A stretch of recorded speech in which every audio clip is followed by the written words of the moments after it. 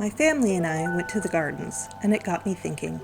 My stream of consciousness thinking is as disorganized as one might expect, and yet I continuously make connections between the seemingly random thoughts. Here, I will try to be a bit more organized so that it is comprehensible to anyone who is not me. That said, I will mention connecting branches of thought, and I hope I can return to them later. If something piques your interest, please mention it in the comments, and I will try to come back to it sooner rather than later. Mathai Botanical Gardens is a branch of the University of Michigan near us. It includes several outdoor gardens, woodland trails, various programs, and an indoor conservatory. In the winter, when the Michigan sun and winter veggie garden leave me wanting, I love going to the conservatory. The indoor space is warm and it smells like growth and earth and roots. It is an activity that gets me out of the house, but otherwise requires very little from me. The only cost is parking, and at $6 for the whole day, that is negligible. There are things to see, but no timetables. People around if I want to be social, but there's no expectation, and there really isn't a crowd big enough to cause me issues. It is more casual than a museum and more relaxed than the zoo. In short, the conservatory is a magical place that soothes my core. On this trip, my brain kept returning to the ideas of acceptance and unstructured time, especially as they relate to neurodiversity. Acceptance seems like a popular term at the moment. There is fat acceptance, autism acceptance, diversity acceptance, and the list goes on. I struggle with accepting my limitations as a mother, even as I fight the social expectations for mothers in our culture. I also struggle with my expectations of myself and how to understand my conditions in relation to my own past. I need to accept that being over 40 means doing less than when I was 20. I literally don't have as much energy. Even more importantly, I have to accept that just because I managed to do something doesn't make that the standard for what I should do. This is especially true when I am honest about the physical and psychological costs of pushing myself so hard when I was younger. Let's bring this back to parenting. In my experience of American culture, demands on mothers are high.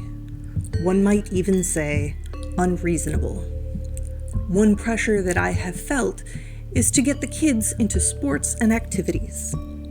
The structure and activities and exercise are supposed to be wonderful opportunities for kids. While there is surely some truth to be found here, there are prices to be paid as well. Families and children both suffer from overscheduling and fear of a missed opportunity. Now, I like to talk about what I think and how I want to do things, but that doesn't free me from social norms. I feel like I have an edge as an anthropologist viewing these cultural demands, but the truth is that it is hard to throw off the norms that you grow up with. I have made a specific choice to make sure my kids have unstructured time. Now, part of my choice here is directly related to the fact that everyone in my family is on the autism spectrum and has ADHD. While these two conditions co-occur frequently, they can have opposing demands on the individual. My autistic side likes structure and routine, and my ADHD side wants novelty and interest. This can be hard to accommodate, and my answer is unstructured time. While this doesn't mean no rules, it does open up more freedom for kids and adults to follow their own brains and bodies, to rest as needed, to follow up on things we are interested in, and to give our imaginations room to grow. To be clear, I haven't talked my kids out of participating in activities, except for those we just cannot afford. But I haven't really encouraged them to seek out activities either.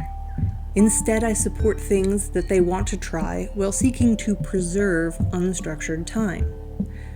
90% of the time, I feel confident and happy with these decisions. I know my kids. They need downtime. They need exploring time. And then, when I'm starting to feel comfortable, something comes along and I feel like I have failed them. What if they want to do high school or college sports, but they can't compete because they started so late? What skills or opportunities have they missed because I didn't encourage them to try? I feel no need to pressure my kids into activities, but I often feel a personal failing for not exposing them to more. Another catch here is that I feel responsible to both encourage the activities and preserve the unstructured time. I'm looking for a balance, and I don't know where it should be. Culturally, I feel like I should encourage more activities. And personally, I feel like they need more unstructured time. Well, I imagine that the precise balance will vary from person to person and through time for the individual person. Furthermore, it is easier to accept that my kids need downtime and personal time, but harder to extend that to myself. It feels like luxury or laziness. What I think I am missing is giving the unstructured time the value that it deserves. By valuing unstructured time, the balancing act would become more balanced. Accepting my abilities and disabilities is easier when I can recognize that unstructured time is valuable and important for everyone. I may need more unstructured time than a neurotypical person, but needing that time is normal. It is easier to apply this acceptance to my kids because I am apparently always TARDIS on myself. But with broader acceptance of unstructured time, it is likely that it will be easier to apply that to myself as well.